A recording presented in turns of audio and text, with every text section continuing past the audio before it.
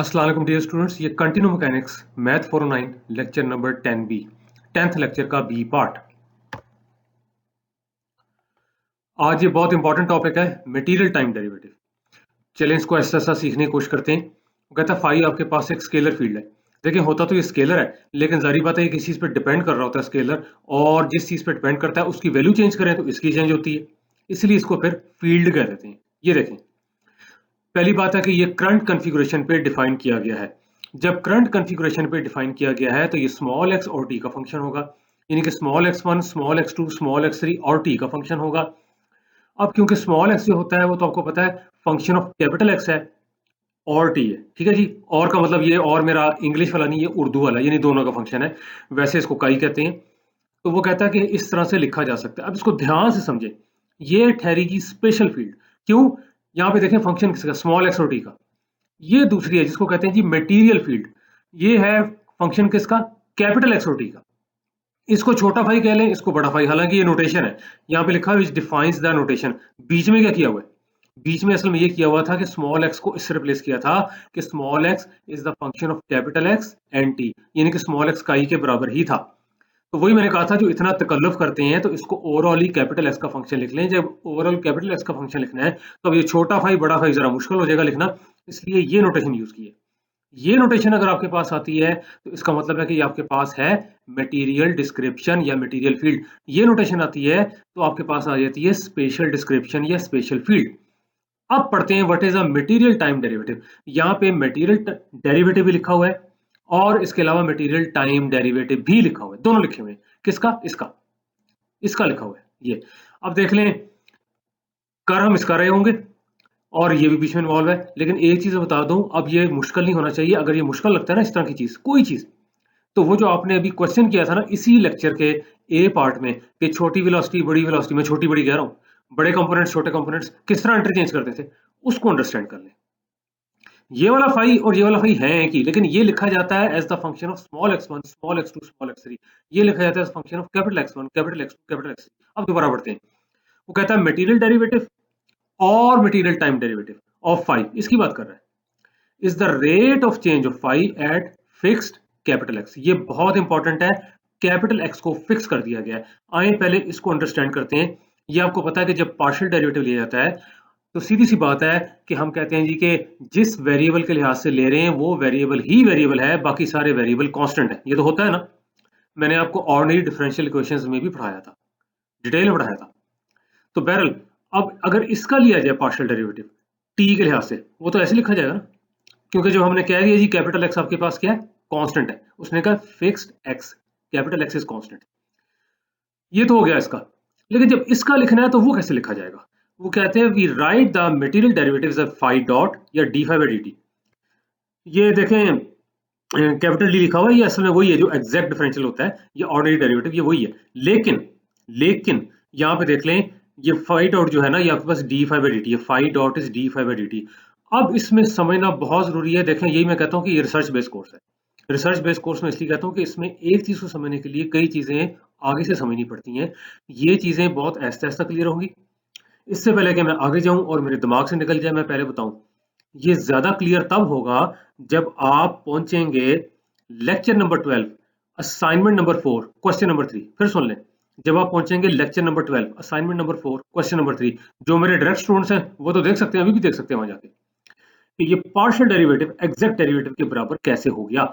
ये तो लिखा हुआ है आगे बाय चेन रूल जो भी, लेकिन फिलहाल मैं एक लॉजिक देने लगा जो इस लेवल पे इतनी ही है जितनी हमारी बैकग्राउंड है, इतनी ही है। अब वो लॉजिक समझें। वो कहता है मटेरियल डेरिवेटिव ऑफ फाई और material time derivative of phi is the rate of change of phi at fixed capital X. ये इसकी नोटेशन है, ये नोटेशन होगी। और फिक्स्ड कैपिटल एक्स है तो देखें सबसे पहले आप यहाँ पे डेरिवेटिव ले लें। जब कैपिटल एक्स फिक्स है तो इसका तो हो गया partial derivative with respect to T. इसका एग्जैक्ट क्यों हो गया, यही मसला है ना सारा, इसका एग्जैक्ट कैसे हो गया, इसका पार्शियल क्यों नहीं लिखा? वो इसलिए नहीं लिखा, ध्यान से सुने, इसलिए नहीं लिखा क्योंकि फाई साहब जो ये छोटे फाई साहब हैं, ये फंक्शन है स्मॉल एक्स और टी का। ठीक हो गया जी, स्मॉल एक्स और टी का। और जो स्मॉल एक्स है वो कैपिटल एक्स और टी का फंक्शन है। जब कैपिटल एक्स फिक्स कर दिया आपने तो ओवरऑल ये जो ये वाला फाई है स्पेशल फील्ड वाला, ये ओवरऑल टाइम का ही फंक्शन रह जाता है, इसलिए यहाँ पे एग्जैक्ट डेरिवेटिव है। फिर सुन ले एक बार दोबारा सुने। छोटा फाई जो है स्मॉल एक्स का और टी का फंक्शन है, ठीक है जी। लेकिन हमने कहा जी कैपिटल एक्स फिक्स हो गया है, और जब कैपिटल एक्स फिक्स कर दिया पकड़ के हमने, और स्मॉल एक्स जो है कैपिटल एक्स और टी का फंक्शन है, तो स्मॉल एक्स तो फिर टी का ही फंक्शन रह गया ना। जब स्मॉल एक्स टी का फंक्शन रह गया तो फाई साहब, ये वाला जो फाई साहब है, ये कैपिटल टी का ही फंक्शन होंगे। यानी जो स्पेशल फील्ड है it's a function of time only, इसलिए यहाँ पे एग्जैक्ट डेरिवेटिव आ रहा है। देखें लॉजिक मैंने अच्छी खासी दे दी है। अब रट्टा नहीं लगना चाहिए कि यहाँ पे एग्जैक्ट डेरिवेटिव है और यहाँ पे क्यों पार्शियल डेरिवेटिव है। ये तो बाय डेफिनेशन है कि जी हमने कह दिया कैपिटल एक्स फिक्स, जब कैपिटल एक्स फिक्स है तो ये पार्शियल डेरिवेटिव ऐसे ही लेते हैं। यहाँ पे पार्शियल डेरिवेटिव इसलिए लिया कि जब कैपिटल एक्स फिक्स किया तो ओवरऑल ही वो टाइम का फंक्शन बन गया, ओवरऑल ही टाइम का फंक्शन बन गया।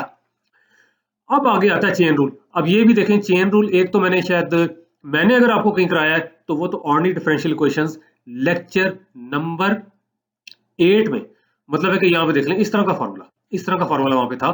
चेन रूल वहां पे मैंने जिक्र खैर किया था, कुछ और जगहों पे भी मैंने ऑर्डिनरी डिफरेंशियल इक्वेशंस में करवाया था, लेकिन इसका जो फॉर्मूला निकलता है ना वो मैंने लेक्चर नंबर 8 में कराया था। बहरहाल आप देखें, अगर तो मैं क्लास में होता, बोर्ड पे कर रहा होता तो ये डिटेल से करता। फिलहाल हम इसको एक्सेप्ट करके चलने लगे, मैं रीजन दूंगा भी ये कैसे आता है, फिलहाल हम इसको एक्सेप्ट करके चलने लगे। लेकिन इस लेक्चर के, ये जो 10B लेक्चर, उसकी लास्ट स्लाइड में मैंने इसका तरीका बताया ट्री डायग्राम से। इसको मतलब है कि लिखने का तरीका बताया। इसकी थ्योरी तो मैं नहीं दे सकता, वो तो लंबी चौड़ी है। लेकिन फिलहाल हम ये देखते हैं। पहली बात है, उम्मीद है ये पता लग गया होगा, इसका पार्शियल डेरिवेटिव है, इसका एग्जैक्ट डेरिवेटिव है। अब ये जो स्मॉल फाई है that is a function of small x1, small x2, small x3 और t।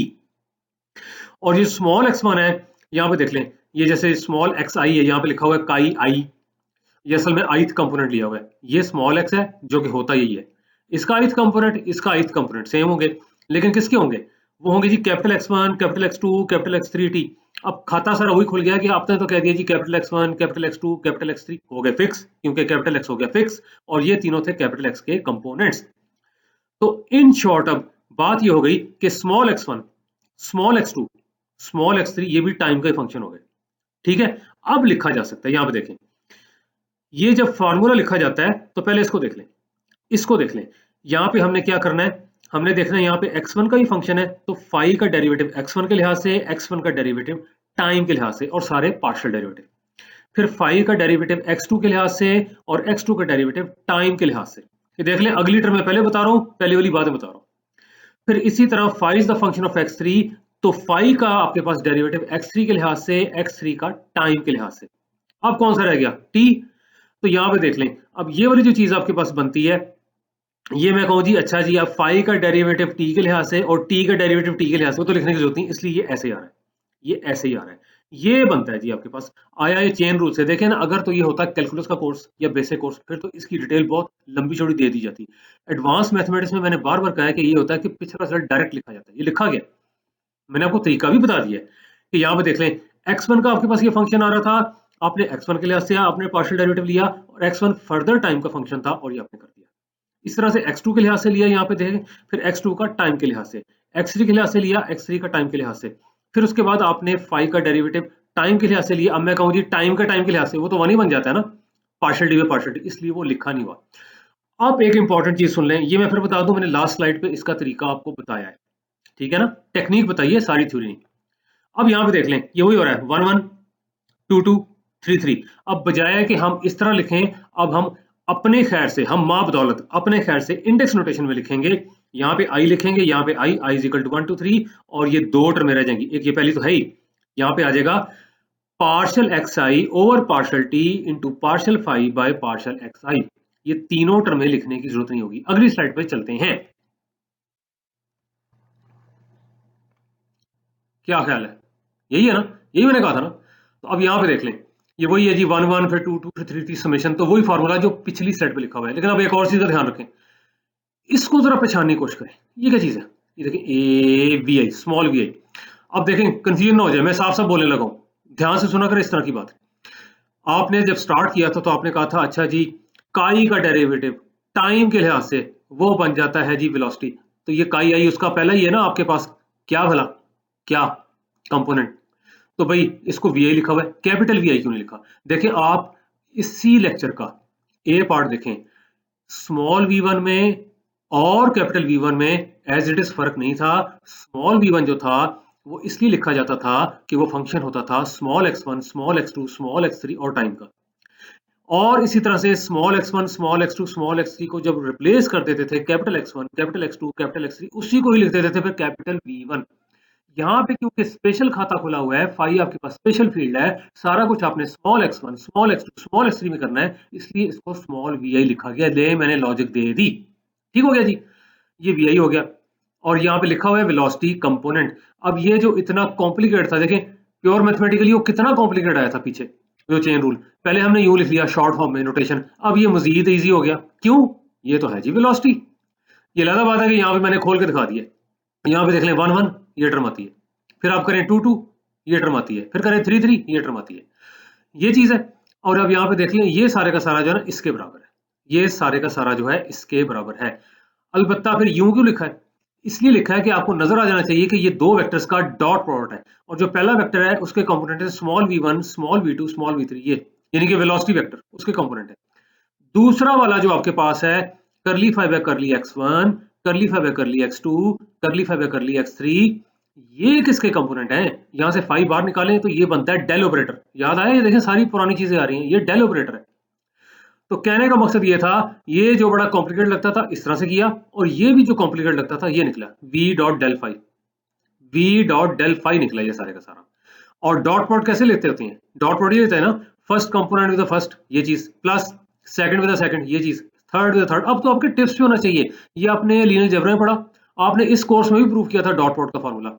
अब देखते हैं कि जी फाइनल शक्ल इसकी क्या बनी, डी फाइव डी टी की, ये लेकिन ये क्या चीज बनी? ये चीज बन गई आपके पास करते करते करते करते करते करते करते करते करते ये बन गई, ये है जी आपके पास। तो ये है जी मटेरियल टाइम डेरिवेटिव। ये जो आपके पास स्पेशल फील्ड है फाई, इसका मटेरियल टाइम डेरिवेटिव जो कि इसके बराबर आ रहा है, इसको लिखा हुआ है स्पेशल डिस्क्रिप्शन, क्योंकि यहाँ जो कुछ भी है that is a function of small x1 small x2 small x3 था इसके बराबर, ये है मटेरियल डिस्क्रिप्शन। और ये आपके पास बन जाता है function of capital x1 capital x2 capital x3। Logically तो मैंने एक्सप्लेन किया है, लेकिन मैं फिर आपको बता दूं कि आप इसके बाद बेशक इसके बाद वो कर लें। Assignment number 4, lecture number 12, question number 3, और जो मेरे डायरेक्ट स्टूडेंट्स नहीं है वो प्लीज जरा वेट कर लें। जो मेरे डायरेक्ट स्टूडेंट्स हैं उनके पास तो मौजूद है वो कॉपी, यानी कि पीडीएफ फाइल लेक्चर 12 की कॉपी वो मौजूद है। तो क्वेश्चन नंबर 3 है, असाइनमेंट नंबर 4 है, लेक्चर 12 है, तो वहां से वो क्वेश्चन करेंगे। तो ये वाकई उसमें यही पूछा हुआ है कि उस एग्जाम्पल के जरिए प्रूफ करके बताएं कि ये वाला जो फाई है जो कि आपके पास मटेरियल डिस्क्रिप्शन है, इसका पार्शियल डेरिवेटिव टाइम के लिहाज से, और ये वाला फाई जो कि स्पेशल डिस्क्रिप्शन है इसका एग्जैक्ट डेरिवेटिव टाइम के लिहाज से सेम आते हैं। अच्छा, अब ये तो ये हो गया, ये तो थी स्केलर फील्ड। इसी तरह से कोई वेक्टर फील्ड होती है ना, जैसे यहाँ देख लें छोटा एफ लिखा हुआ है और बड़ा एफ लिखा हुआ है। बड़ा एफ जो आपके पास आता है ये कैपिटल एक्स और टी का फंक्शन है, स्मॉल एफ जो है स्मॉल एक्स और टी का फंक्शन है। चेंज कैसे हुआ? चेंज इस तरह से हुआ कि स्मॉल एक्स को लिखा काई function of capital x and T, तो ओवरऑल जब एक्स का फंक्शन हो गया तो ये बड़ा एफ आ गया, ये बन गया आपके पास मटेरियल डिस्क्रिप्शन, ये स्पेशल। तो फर्क क्या आएगा? फर्क ये आएगा यहाँ पे स्मॉल एफ, यहाँ पे स्मॉल एफ, यहाँ पे स्मॉल एफ, बस ये अगली स्लाइड पे लिखा हुआ है, इसकी बात कर रहे हैं, इसकी बात कर रहे हैं। ये ले जी, ये मैं कर रहा था ना स्मॉल एफ, हाँ वहां पे था शायद इस तरह से v डॉट डेल फाइव, तो यहाँ पे v डॉट डेल, ये डॉट प्रोडक्ट लिया और आपको करके दिखाया था कि इनका डॉट प्रोडक्ट हो रहा था।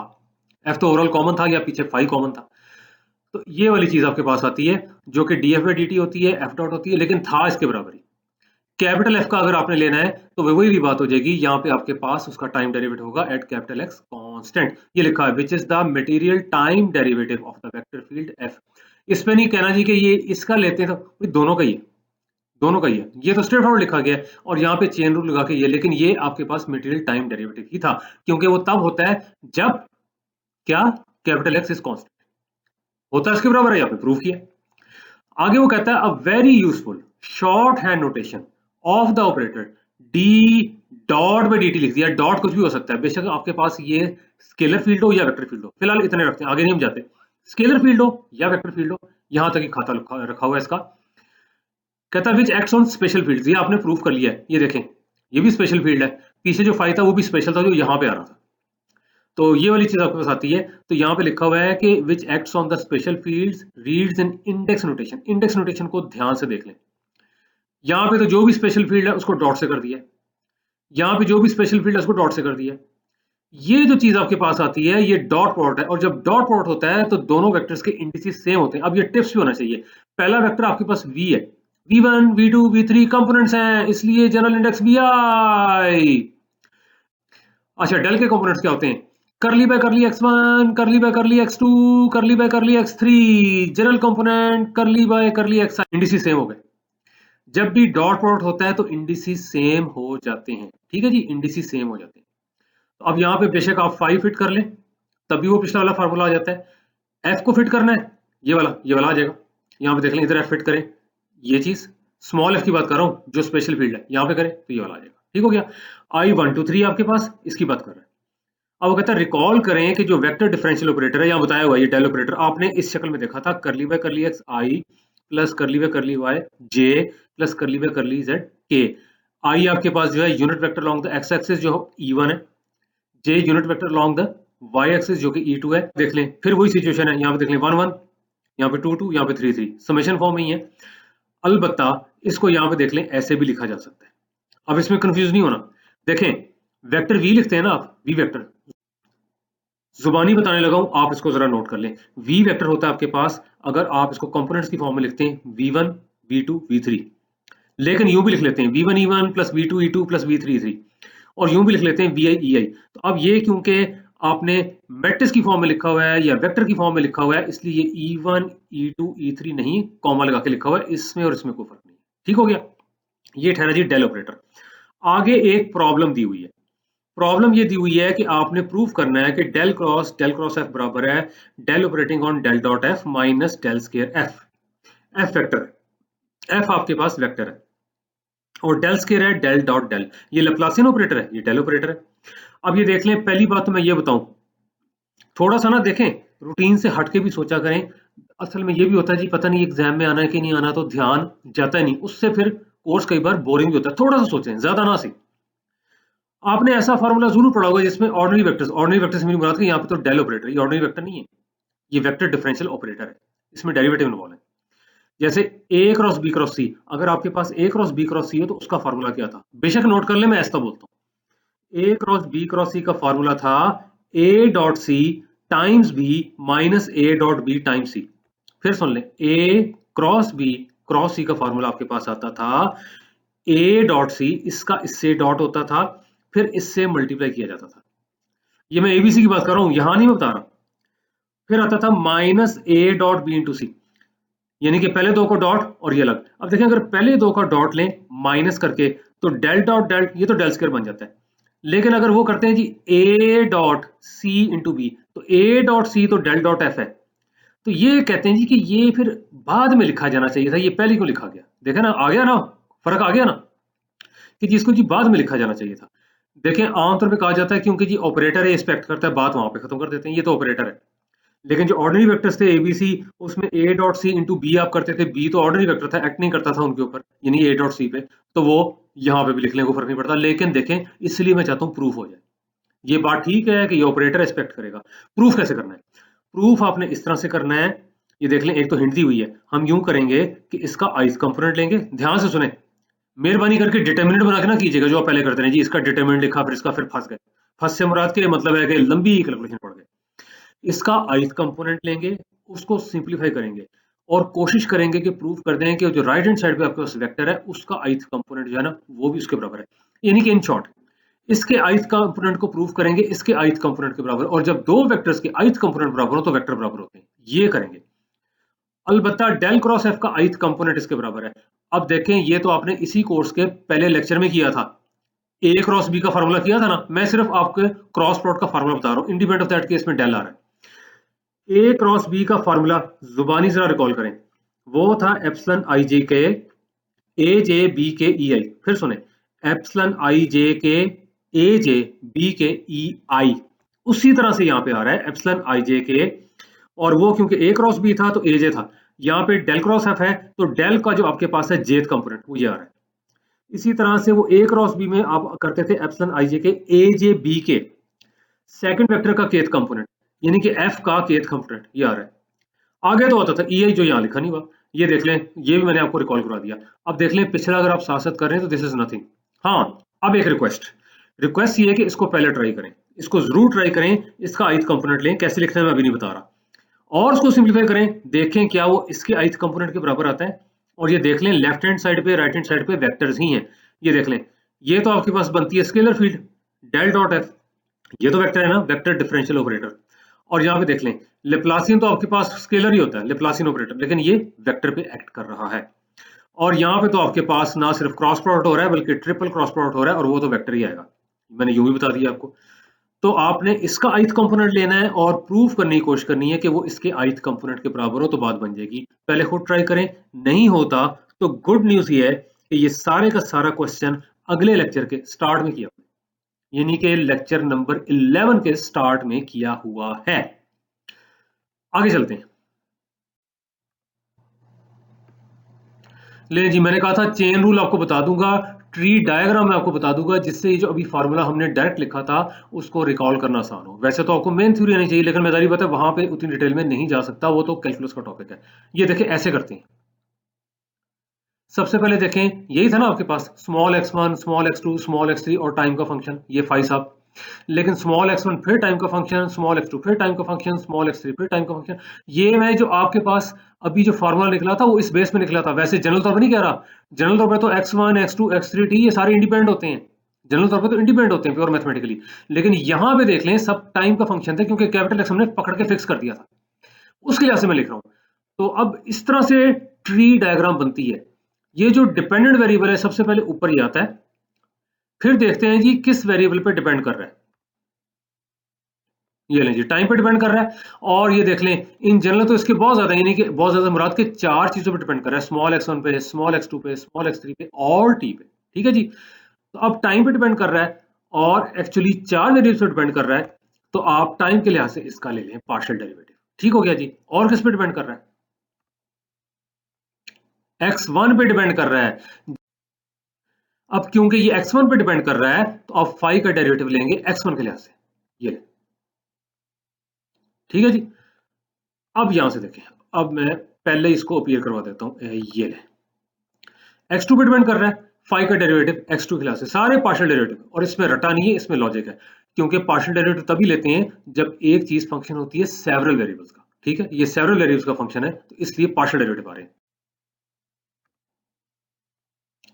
x3,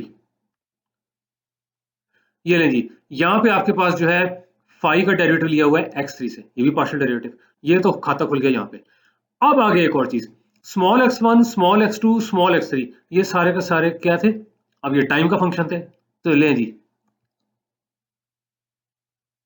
सबको बना दें जी टाइम का फंक्शन, टी का function, have a cup of T, नहीं अभी नहीं, लेक्चर खत्म होने के बाद। अच्छा खैर ये हो गया, x1 भी टाइम का फंक्शन हो गया, x2 भी टाइम का फंक्शन हो गया, x3 भी, लेकिन अब एक चीज का फिर ध्यान रखें, यहां पे क्या आ रहा है, करली x1 है करली टी, ऐसा ना दिमाग में आए जी खाली टाइम का फंक्शन है तो इसलिए ये एग्जैक्ट डेरिवेटिव हो, यानी कि ऑर्डिनरी डेरिवेटिव हो, नहीं, जनरल तौर पे स्मॉल x1 था कैपिटल एक्स और टी का फंक्शन था, कैपिटल एक्स और टी का फंक्शन था, और कैपिटल एक्स हमने फिक्स कर दिया था तो पार्शियल डेरिवेटिव ही आएगा। देखें एक एक चीज की लॉजिक है मैथमेटिक्स में। अब यहाँ पे क्योंकि टाइम की भी लिमिटेशन है तो मैं उतनी बता रहा हूँ जितना इतना आपको पता लग जाए कि रट्टा खत्म हो जाए। इसी तरह से इसका डेरिवेटिव x2 का partial derivative with respect to time, इसी तरह से इसका derivative partial derivative with respect to time. अब कैसे लिखना है, फॉर्मूला कैसे लिखते हैं, ये लें जी, ओवरऑल देखें करते करते करते एंड पे कन्वर्ज हो गया टी, यानी कि फाइव भी ओवरऑल टी का फंक्शन जो हमने पहले भी बात की थी, ओवरऑल टाइम का फंक्शन, तो इसका तो आ गया exact derivative with respect to time. लिखना कैसे है, सबसे पहले ये वाला पार्शियल फाइव है पार्शियल टी, ये आ गया,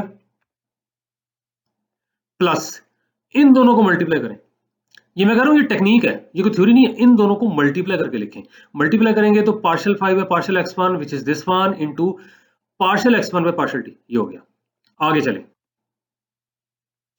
इन दोनों को मल्टीप्लाई करें, इसको partial five by partial x2 into partial x2 by partial T, partial कहना है पार्शियल कह लें, करली कहना है करली कह लें। अब इसको करें, इससे मुराद इसको और इसको मल्टीप्लाई करें, partial five by partial x3 which is this one into partial x3 by partial T, ये था वो फार्मूला, यानी कि पहले इसको लिखा फिर इन दोनों को मल्टीप्लाई किया प्लस करके इन दोनों को मल्टीप्लाई किया, प्लस करके इन दोनों को मल्टीप्लाई किया। अब अगर ये हो रहा है कि क्यों इन दोनों को मल्टीप्लाई कर रहे हैं, देखें जो ए के लिहाज से आ रहे हैं, ए के लिहाज से हमारा जिनका ताल्लुक x1 के लिहाज से है वो टर्में मल्टीप्लाई हो रही है, जिनका ताल्लुक x2 के लिहाज से वो टर्में मल्टीप्लाई हो रही हैं, जिनका ताल्लुक x3 के लिहाज से वो टर्में मल्टीप्लाई हो रही हैं। ले थोड़ा सा और बता दिया, मजीद थोड़ा सुन लें। ये देखें, ये x3 के लिहाज से किया हुआ है यहाँ पे, तो यहाँ पे देख लें पार्शियल 5 है partial x3 which is this one, और ये वाली टर्म पार्शियल x3 व पार्शियल d जिनका ताल्लुक x3 के लिहाज से उन टर्मों को मल्टीप्लाई करके यहाँ पे लिखा गया है। तो इस तरह से वो फार्मूला आया था। तो मैंने इस हद तक करवा दिया है कि अगर आपने पीछे थ्योरी रिकॉल नहीं भी करनी, वैसे मैं तो रिक्वेस्ट करूंगा जहां भी आपने चेन रूल पढ़ा हुआ है, ऑर्डिनरी डिफरेंशियल इक्वेशन भी थोड़ा बहुत पढ़ा था, वो देख लें। अगर इस फार्मूले की आपको इस फार्मूले की मजीद डिटेल चाहिए, अगर डिटेल चाहिए, बहरहाल मैंने ट्री डायग्राम से इसी फार्मूले के लिहाज से ट्री डायग्राम बना के ना आपको समझा दिया है। तो उम्मीद है पता लग गया होगा, इसको फिर देख लीजिएगा एक बार।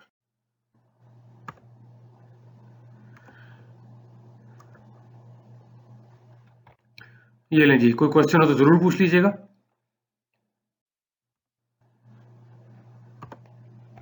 ये लीजिए, हैप्पी एंडिंग हो गई। इसके साथ ही आपका लेक्चर 10 भी और एक्चुअली कंप्लीट लेक्चर 10 खत्म। अब इंशाल्लाह मुलाकात होगी लेक्चर नंबर 11 में। अल्लाह हाफिज।